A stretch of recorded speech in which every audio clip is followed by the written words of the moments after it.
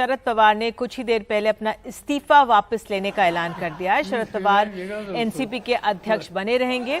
आइए सुनते हैं फिलहाल इसमें क्या और हो रहा है।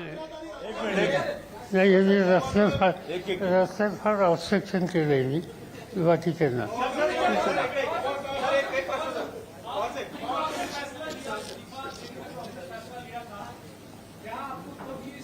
फिर से बोलो आपने जो इस्तीफा देने का फैसला लिया था, इस्तीफा अध्यक्ष पद छोड़ रहे हैं, क्या आपको उसको इस बात का इल्म नहीं था कि जो आपके साथ हैं, जो आप उनको बताया कि सक्सेसर है, वो नहीं ऐसा करने देंगे, इसके बावजूद भी आपने फैसला लिया?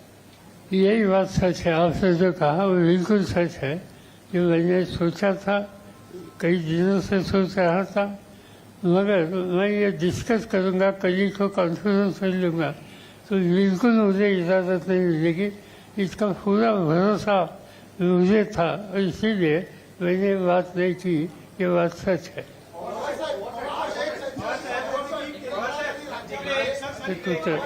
तुझे इंग्लिश में तुझे बेसिस तो नहीं पाई है।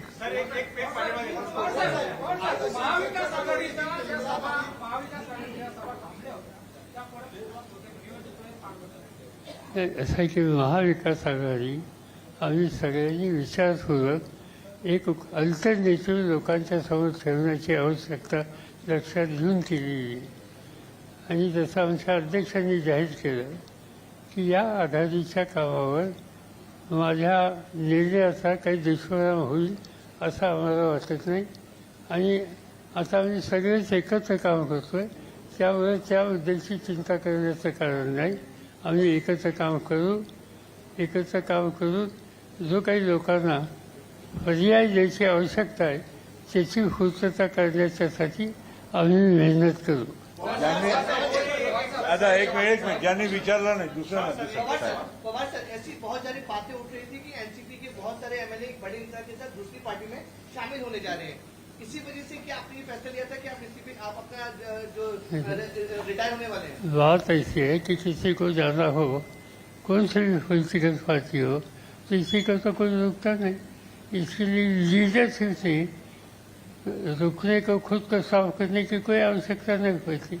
ऐसी स्थिति हो तो लीडरशिप में फ्रंट पर रहकर इसमें तंदुरुस्ती कैसे आ सकती है, इसे ध्यान देना चाहिए।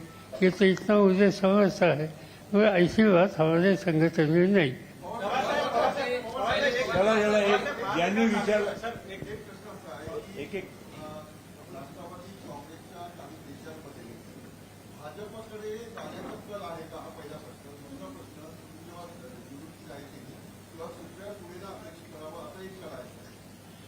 दोन्ही गोष्टी खऱ्या आहेत। एक गोष्ट त्यातली फारशी खरी आहे की मी जर ऐकणारच नाही तर त्यावेळेला काही सहकार्यांनी हे गोष्ट जरूर सुचवली की तुम्ही कंटिन्यू करा आणि वर्किंग प्रेसिडेंटच्यासाठी विचार करा। ही सूचना त्यांनी केली, पण ती सहकार्यांना आणि सुप्रिया सुळे यांना दोघांनाही मंजूर नव्हती। एक पवार दिल्ली गए हैं, ऐसी आपके पास कोई जानकारी है? अजीत पवार दिल्ली गए हैं, ऐसी कोई आज ये जो स्टेटमेंट उन्होंने पढ़ा तो अजीत पवार ने आकर दिया इन सभी साथियों के साथ। चला एक क्वेश्चन। ज्या नेत्यांनी महाविकास आघाडीची निर्मिती केली त्या नेत्यांचं निवृत्तीनंतर महाविकास आघाडीचं काय होणार याचा विचार आपण केला नाही? संपुष्टात येईल का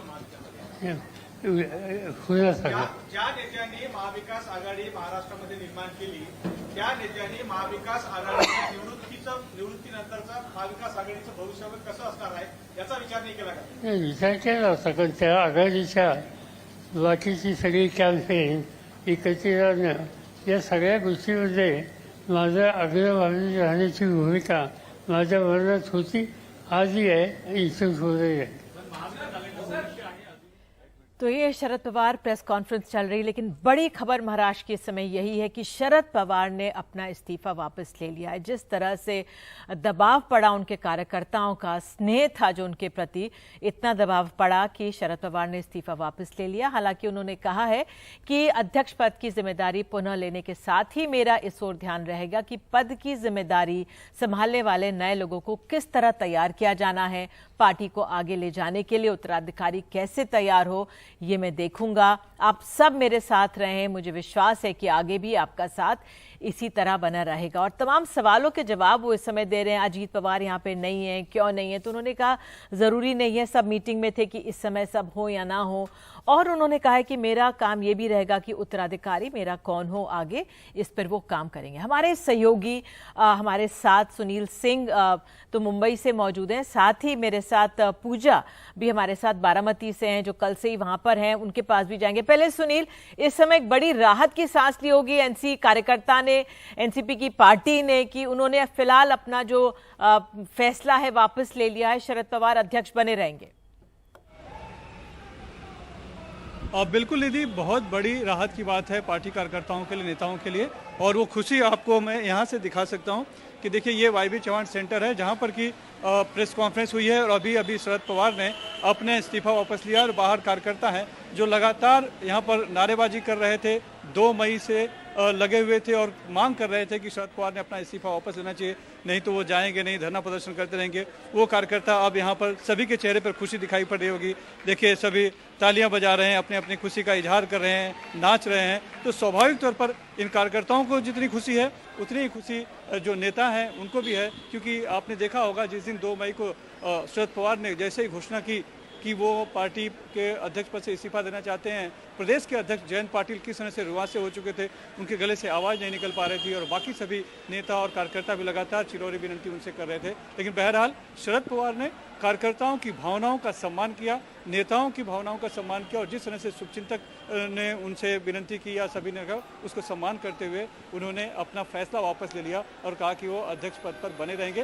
लेकिन साथ में उन्होंने ये भी कहा कि पार्टी में दूसरी जो एक लाइन है तैयार होने की, नेतृत्व तैयार करने की, वो उसकी कोशिश में लगे रहेंगे और कोशिश करेंगे कि जो भी पार्टी के कार्यकर्ता हैं, अगर कोई जिला लेवल का है तो उसे राज्य स्तर पर लाया जाए, राज्य स्तर का है तो उसे राष्ट्रीय स्तर पर ले जाया जाए। तो वो पार्टी को मजबूत करने के लिए, पार्टी का नया नेतृत्व तैयार करने के लिए लगातार कोशिश करते रहेंगे, ये उन्होंने कहा है। तो बड़ी बात है एनसीपी के लिए, बड़ी बात है महाविकास आघाड़ी के लिए जो खुद चिंतित हो गई थी कि आगे क्या होगा, और बड़ी बात है विपक्षी एकता के लिए राष्ट्रीय पटल पर, राजनीतिक पटल पर, क्योंकि वहाँ के नेताओं को भी कहीं न कहीं चिंता थी कि अगर जो शरद पवार जो भी फैसला लेते हैं, जब उन्होंने अनाउंस जिस तरह से करा था, ये था कि परिवार को ध्यान में रखकर लिया गया है, परिवार के सामने पहले बात थी। इसका क्या असर होगा जो उन्होंने फैसला लिया? क्या वो उनकी मंशा ये थी कि पार्टी एकत्र हो जाए, जो बिखराव की खबरें आ रही थी? मैं आऊंगी आपके पास, लेकिन उससे पहले मैं पूजा के पास चलती हूँ, जो कि बारामती में एनसीपी के मुख्यालय पर मौजूद है। वहां पर आप बताइए पूजा, क्या वहां पे लोगों का रिएक्शन है? जाहिर तौर पर खुशी होगी, तमाम आपकी रिपोर्ट्स में लोग चाह रहे थे कि साहब बने रहें पार्टी के अध्यक्ष। जी बिल्कुल निधि, और बारामती क्योंकि गढ़ है, जो लगातार हम बता रहे हैं यहाँ पर विकास का काम जिस तरह से बारामती में हुआ है शरद पवार के इस गढ़ में, तो यहाँ के कार्यकर्ता, तमाम नेता, हालांकि उनको ये जरूर कहा गया था कि एनसीपी में किसी भी तरह के खेमे को लेकर ऐसा कोई भी बयानबाजी नहीं करना है, प्रदर्शन नहीं करना है। तो एक तरह से वो शांत थे, संयम बना के थे। आज जैसे ही अनाउंस किया, घोषणा हुई शरद पवार की ओर से, यहाँ पे तालियों की गूंज थी। हम पार्टी दफ्तर में ही हैं और आइए सबसे पहली प्रतिक्रिया लेते हैं। सर, आपका पहला रिएक्शन जिस तरह से अनाउंस किया शरद पवार ने कि वो अध्यक्ष पद पर बने रहेंगे? हाँ, बने रहेंगे साहब अध्यक्ष पद। हमको बारामती को सबको खुशी हो गई जी। और कल शरद पवार यहाँ पे पहुँचने भी वाले हैं? हाँ, आने वाले हैं। अभी तो मालूम होगी, हमारी मुलाकात होगी, हम साहब को मिलेंगे और उसको बधाई देंगे साहब। और आपने एक बात बताई कि यहाँ पे किसानों को लेकर किस तरह से खास तौर से चिंता थी उनको कि अगर वो अध्यक्ष पद पर नहीं रहेंगे तो फिर किसानों का क्या होगा? देखो, किसान बड़ी राहत, ये बहुत बड़ी बात है कि पवार साहब ने इस्तीफा पीछे ले लिया, क्योंकि आज किसान जिस दौर से जा रहा है, बहुत तकलीफ़ों से वो सामना कर रहा है। आज जिस तरीके से ऑल ओवर इंडिया अगर देखा जाए तो किसानों की आमदनी बहुत कम हो गई है। सेंट्रल गवर्नमेंट ने सब्सिडी पूरी निकाल ली है, इसकी वजह से फर्टिलाइज़र के दाम बहुत बढ़ गए हैं और जो मजदूरी बढ़ गई, हर चीज़ के दाम बढ़ गए और जो एग्रीकल्चर प्रोड्यूस है उसके रेट्स दिन ब दिन डाउन होते जा रहे हैं और इसका सामना करते करते हम लोग थक गए हैं। और लास्ट में अगर कुछ साल पहले अगर देखा गया तो जब पवार साहब कृषि मंत्री थे, उन्होंने जो हिसाब से कुछ पॉलिसी बनाई है, आगे भी जाके ये गवर्नमेंट के ऊपर प्रेशर डाल के इस तरीके की अच्छी पॉलिसी बनाएंगे जिसकी वजह से फार्मर्स के लिए कुछ 2 पैसे अच्छी आमदनी मिलने की एक ये है। और ये सिर्फ पवार साहब ही कर सकते हैं, इंडिया में दूसरा कोई नहीं सकता, क्योंकि वो विजन किसी और नेता के पास है ही नहीं। एनसीपी में कोई और नेता अभी तक तैयार नहीं हुआ है पवार साहब के अलावा? नहीं, एनसीपी में तो काफ़ी नेता है, लेकिन जिस हिसाब से उनके पास जो एक बुजुर्ग करके हम सबके लिए वो आदर का स्थान है, और वो अगर है तो उनकी ओर से और कुछ हम अच्छा मिले। ये एक तरह से डर था कि बारामती के विकास पर ब्रेक लग जाएगा शरद पवार जी के जाने से? नहीं, बिल्कुल नहीं। हमें पूरी उम्मीद थी कि पवार साहब जो निर्णय, तो इतनी बड़ी राहत की कोई तो वजह होगी, जो तालियों की गूंज मैंने यहाँ पर देखी, उस राहत की वजह क्या थी? नहीं, 2 दिन पहले पवार साहब जी ने जो डिसीजन ले लिया था, इसलिए हम 2 दिन चिंतित थे सिर्फ, लेकिन हमें मालूम था कि वापस पवार साहब ही लौटेंगे। और वो जो डिसीजन ले लिया है, वो डिसीजन का हम तहे दिल से सभी बारामती के लोग, सभी एनसीपी के कार्यकर्ता तहे दिल से उनके निर्णय का स्वागत करते हैं। कल शरद पवार यहाँ पर आने वाले हैं, क्या स्वागत की तैयारियां चल रही हैं बारामती में? स्वागत करणार आहोत, त्यांनी चांगल्या प्रकारे स्वागत करणार आहोत। क्या बोलेंगे काका? पवार साहेब हे आमचे दैवत आहेत आणि या दैवताने आमच्या एक राजीनामा दिलेला होता। त्यानंतर आम्हाला सर्व जनतेला आमच्या एक अतिशय दुःख झालेलं होतं, परंतु दुःख झाल्याच्या नंतर आम्ही सर्व सावरण्याचा प्रयत्न केला होता।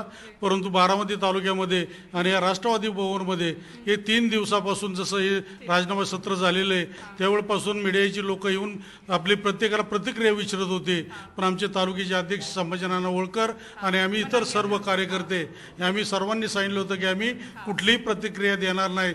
साहेब आमचे हे योग्यच निर्णय घेतील, कारण आमचे हे दैवत आहे, आमच्या शेतकऱ्यांची वाली ते, आणखी शेतकऱ्यांचा जाणता राजा आहे की हा राजा हे आमचं सर्व जनतेला सोडून हे असं करणार नाही, हे आम्हाला सर्वांना ठाम निश्चय माहिती होतं।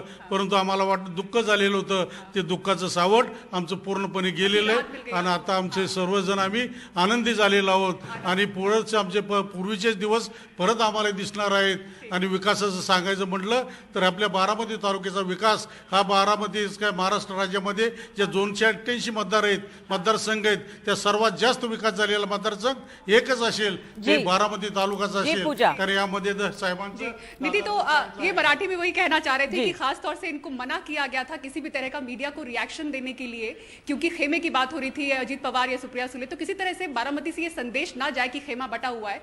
ये लोग चुप थे, संयम थे, लेकिन बहुत ज्यादा इनके अंदर वो चिंता थी कि अब बारामती का क्या होगा, क्योंकि खास तौर से विकास का अगर आप देखें, जो पहचान होती है शरद पवार की बारामती से होती है और बारामती का नाम शरद पवार है, तो यहाँ पे बहुत ही बड़े पैमाने पर चिंता थी और बहुत बड़ी राहत उनके इस ऐलान के बाद।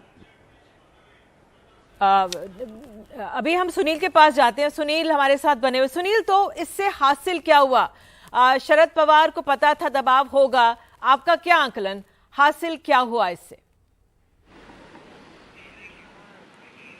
देखिए निधि, इससे हासिल तो बहुत कुछ हुआ और जो भी हुआ वो शरद पवार को हुआ, उनकी पार्टी को हुआ।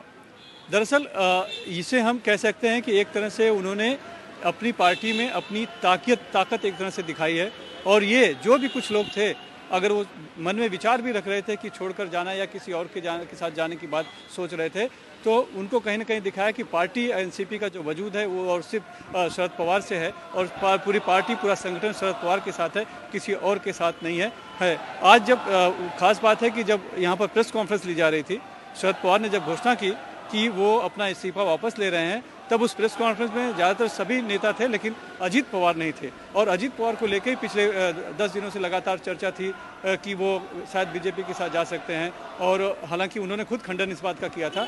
लेकिन जिस दिन उन्होंने इस्तीफा की घोषणा की, उस दिन भी अजीत पवार थे और कह रहे थे कि पार्टी के शरद पवार की उम्र हो चुकी है, पार्टी का उनकी तबीयत खराब रहती है, तो पार्टी में नया नेतृत्व आना चाहिए, उनकी मार्गदर्शन में नया नेतृत्व तैयार किया जाएगा। लेकिन आज वही अजीत पवार, सुबह तो थे वो जब सभी एक सर्वसम्मति से ये प्रस्ताव पारित कर दिया गया था कि शरद पवार का इस्तीफा मंजूर नहीं किया जाएगा और उन्होंने अपना इस्तीफा वापस लेना चाहिए और वही राष्ट्रीय अध्यक्ष के तौर पर चाहिए हमें। लेकिन आज जब घोषणा की शरद पवार ने यहाँ पर आने के बाद सभी कार्यकर्ताओं के भावनाओं का सम्मान करते हुए, उस दौरान अजीत पवार प्रेस कॉन्फ्रेंस के दौरान उनके साथ मौजूद नहीं दिखे। अब वो क्यों मौजूद नहीं थे ये अभी तक अधिकृत तौर पर सूचना नहीं दी गई है। ठीक है, मैं आपको रोक रही हूँ सुनील, जानकारी के लिए धन्यवाद। जितेंद्र अवार्ड हमारे साथ एनसीपी के वरिष्ठ नेता फोन लाइन पर मौजूद हैं। जितेंद्र अवार्ड उन नेताओं में से एक थे जिन्होंने सबसे पहले अपना इस्तीफा पेशकश कर दिया था जयंत पाटिल के साथ, जब शरद पवार ने अपना इस्तीफा दिया था। हमारे साथ जितेंद्र अवार्ड हैं। जितेंद्र जी, अब तो आप खुश होंगे कि शरद पवार ने अपना इस्तीफा अब वापस ले लिया है? हाँ, मैं बिल्कुल खुश हूँ, उसमें जाहिर है कि मैं खुश होऊंगा। थोड़ा जरा बताइए, अपनी खुशी का इजहार कीजिए, हमारे दर्शक भी सुने कि आप कितने खुश हैं। क्या कारण आपको लग रहा है कि शरद पवार ने अपना इस्तीफा वापस लिया है? मैं पहले दिन से कहा था कि शरद पवार इस्तीफा नहीं दे सकते, क्योंकि कार्यकर्ताओं के भावनाओं का सम्मान करने वाला नेता है वो अकेला सोच के उसने इस्तीफा देना ये गलत था। और ये कहने की ताकत और हिम्मत भी मैं रखता हूँ कि वो हमारे नेता है, उन्होंने हमको बनाया है, तो हमारे जिंदगी के ऊपर उसका क्या असर होगा उसका उन्होंने सोच रखनी चाहिए थी। और इसलिए हम बोल रहे थे कि आप इस्तीफा नहीं दे सकते। बिल्कुल, तो आपने कहा कि उन्होंने फैसला जो करा भी था वो भी गलत था, लेकिन अब उन्होंने ये बोला है कि मैं अपने उत्तराधिकारी के लिए काम करता रहूंगा। उत्तराधिकारी कौन होगा इस पर? जी, कोई भी वो बनाए, किसको भी बनाए, हमको उससे कोई मतलब नहीं। हमारा उनके साथ जो लगाव है वो लगाव राजनीतिक है ही, सियासती है ही, लेकिन एक पारिवारिक हमारा लगाव है। 35 साल किसी आदमी के हाथ उंगली पकड़ के जब तुम चलते हो तो वो एक रिश्ता कुछ अलग ही हो जाता है। हमारा कोई राजनीतिक स्वार्थ जरूर है, लेकिन उसके ऊपर प्यार है। तो मुझे लगता है कि वो और उनकी जो छवि है राष्ट्रीय राजनीति में और उनकी जो छवि है हमारे महाराष्ट्र के राजनीति में, उसका एक अलग असर है। और आने वाले दिनों में जो बदलाव दिखेगा जी, वो पवार साहब एक कारण रहेंगे उसके। और अगर पवार साहब नहीं रहते तो फिर क्यों पूरे देश के राजनेता, पूरे देश के बड़े बड़े नेता ये कह रहे हैं कि शरद पवार ने अपना इस्तीफा लेना चाहिए? क्या संबंध है उनका पवार साहब से? लेकिन सभी को मालूम है ये आदमी कैसा अलग आदमी है, और इसीलिए हमारा दिल टूट रहा था। आखिर में मैं पहले दिन से बोल रहा था कि कार्यकर्ताओं के भावनाओं को सम्मानित करने वाला कोई नेता है तो वो शरद पवार है। बिल्कुल जितेंद्र अवार्ड सम्मानित करिए। जी, आप लोग अब खुश हैं और नाराजगी आपकी कुछ समाप्त हुई होगी, क्योंकि आपकी अब वो बातचीत क्या दिखाएं जो रिकॉर्ड करी थी आपके साथ, और आप लोग बहुत नाराज थे। बहरहाल अब शरद पवार ने अपना इस्तीफा वापस ले लिया है। तो जितेंद्र अवार्ड उन नेताओं में से थे जिन्होंने अपना इस्तीफा दिया था। और आइए, मुझे बताया जा रहा है प्रफुल्ल पटेल बोल रहे हैं, उनको भी सुन लेते हैं।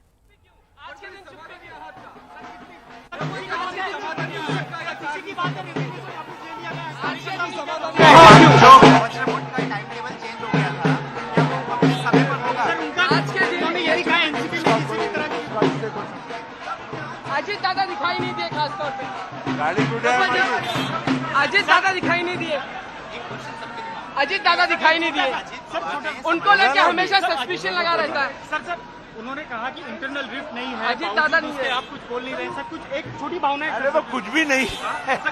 क्या आपको लगता है सर काफी जो कार्यकर्ताओं की भावना थी उसका सम्मान किया गया है कहीं ना कहीं? मागच्या गाड़ी सर लाइव चल रहा है कपूर जी, कपूर जी लाइव चल रहा है। आणि त्याच्यानंतर धनंजय मुंडे आहे, हे देखील पत्रकार परिषदेमध्ये दिसले नाहीत एकंदरीत। सगळीकडे असू शकतात, जबाबदारी जी होती त्याप्रमाणे बैठकीत भाग घेतला, पवार साहेबांच्या घरी जाऊन चर्चा केली, त्यानंतर सगळेच गेलेले होते। मला मगाशी अचानकपणाने कळलं की आता पत्रकार परिषद आहे, त्यामुळे मी आता त्या मीटिंगला आत्ताच आलो। मला यायला उशीर झाला हे तुमच्याही लक्षात आलं असेल। त्यामुळे साहेबांची पत्रकार परिषद होती, आमच्या कुणाची नव्हती, फक्त पार्टीचा अध्यक्ष म्हणून मला निमंत्रण होतं म्हणून मी आलो।